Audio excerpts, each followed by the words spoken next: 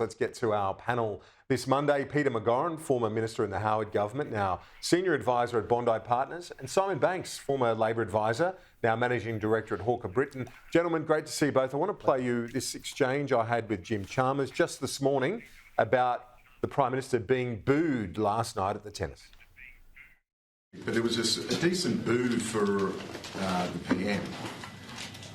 I'm not expecting they're all just Medvedev fans. It's probably something to do with the tax.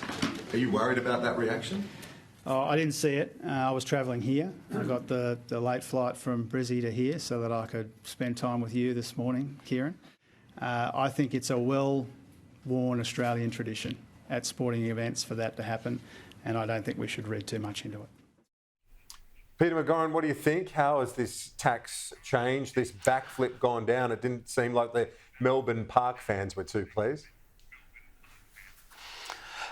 No. So Anthony Albanese is now just another politician. That's the price he and his government will pay for the outright lie. And it's interesting that Peter Dutton repeatedly called him a liar and nobody disagreed, least of all Jim Chalmers. How can you? So it would have achieved his objective of getting him out of a deep hole that he sadly dug for himself in his governments on the lack of a cost of living response, but it's been at a heavy cost.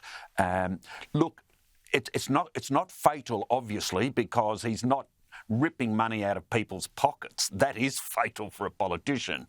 But it brings him back to the field.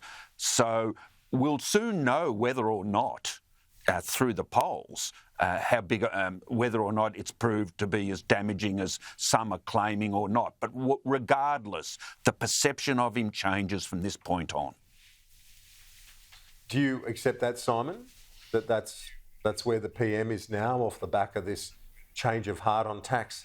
Oh, look, I think the change, the government generally came back to the pack during the course of last year, principally because of the rising concerns on Middle Australia about the cost of living, and obviously the government's tackling that issue now.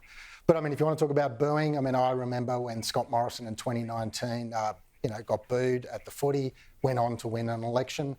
My most famous one I remember is Gough Whitlam. I think he was up in Newcastle, went on the ground with his MP, he got announced, got booed in that great Australian tradition, turned around to his colleague, and only the way that Gough can said to his colleague, "Comrade, I never knew you were so unpopular."